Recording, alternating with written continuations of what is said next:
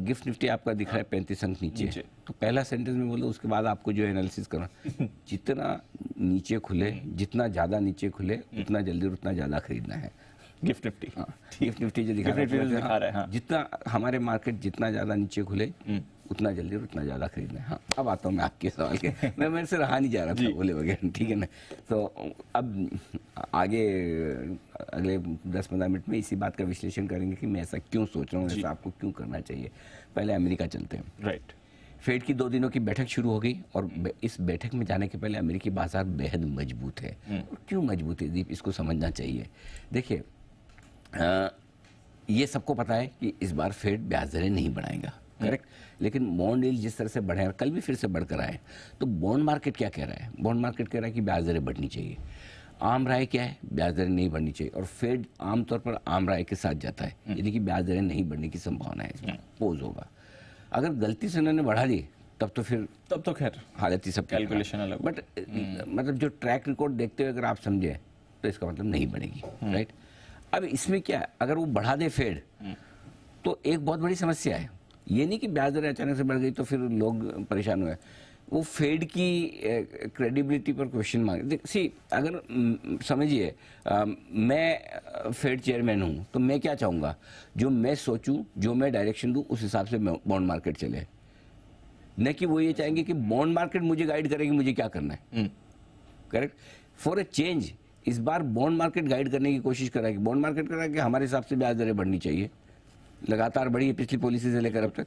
तो Fed chairman क्या करेंगे, तुम गलत हो, मैं तुम्हें ठीक कर दूंगा, है ना। तुम क्या डिसाइड करोगे ब्याज दरें बढ़नी चाहिए, जब हम सब मिलकर डिसाइड कर रहे हैं कि नहीं बढ़नी चाहिए, इस बार पोज होगा, तो बॉन्ड यील्ड इतना बढ़ने की जरूरत क्या है? सही बात है। तो अब उनको गलत साबित करने के लिए फेड चेयरमैन के पास क्या है? अच्छी कमेंट्री। अच्छा वैसे काफी समय से आई नहीं है कुछ भी अच्छी आई नहीं, इसे मैं बता रहा हूँ। तो अगर वो अच्छा बोले तो बोले कि देखो ठीक है, बॉन्ड मार्केट का अपना रिएक्शन है, बट हम नहीं चाहते हैं कि अभी तुरंत, हम थोड़ा सा देखेंगे, इंतजार करेंगे, फिर देखेंगे, जरूरत होगी तो बढ़ाएंगे। थोड़ा सॉफ्ट तो हो सकते हैं ना, अगर उनको बॉन्ड मार्केट को गलत साबित करना। और अगर बॉन्ड मार्केट को सही साबित करने के लिए उन्होंने अपनी स्ट्रॉन्ग कमेंट्री रखी है तो फिर उनकी क्रेडिबिलिटी पे इशू आता है। बोले आप तो उनके पीछे पीछे चल रहे हो, करेक्ट। तो बहुत इंटरेस्टिंग है ये वाली पॉलिसी दीप।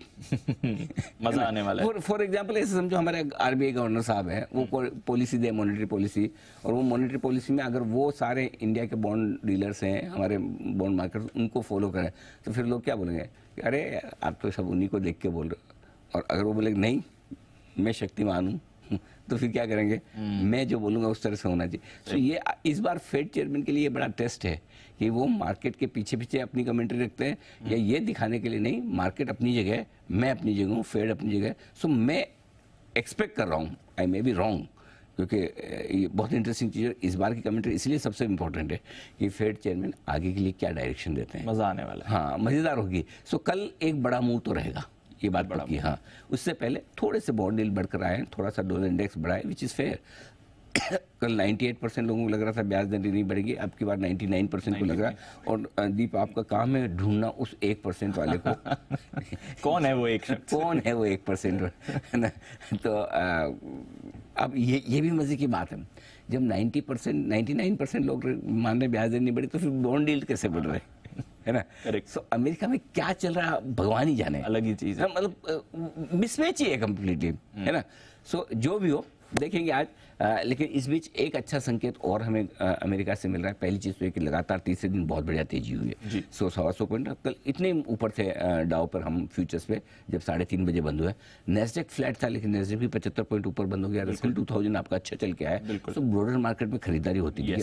और अच्छी बात दूसरी ये भी है दीप, कल जब 500 पॉइंट आप बढ़े थे तब भी बिना किसी बड़े कारण के बढ़े, और आज भी बढ़े तो कोई बड़ा, कोई ऐसा आपके पास रीजन नहीं कि इसकी वजह से बढ़ जाए, है ना। इसका मतलब ये कि पॉलिसी से पहले बाजार शॉर्ट नहीं रहना चाहता, अंडर इन्वेस्टेड नहीं रहना चाहता। दोनों तरफ का रिस्क होता है ना। हाँ, क्योंकि रिस्क तो दोनों तरफ है।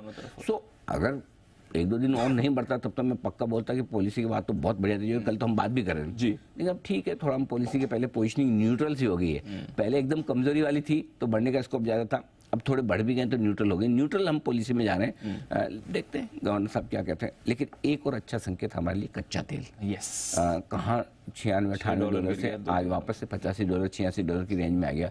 तो हमारे लिए ये एक बड़ी अच्छी चीज़ है जो कच्चे तेल की गिरावट के तौर पर हमारे लिए फ़ायदे की बात है। तो हमारे बाजारों के लिए तो संकेत ग्लोबली अच्छे ही हैं, ख़राब कुछ नहीं है। एशिया भी रिएक्शन दे रहा, हांगकांग चाइना को छोड़ दो, बाकी आपका जापान ऊपर है, ताइवान ऊपर है, कोरिया ऊपर है, कोई दिक्कत वाली बात ऐसी है नहीं। दीप सिंगापुर ऊपर है। हम क्यों नहीं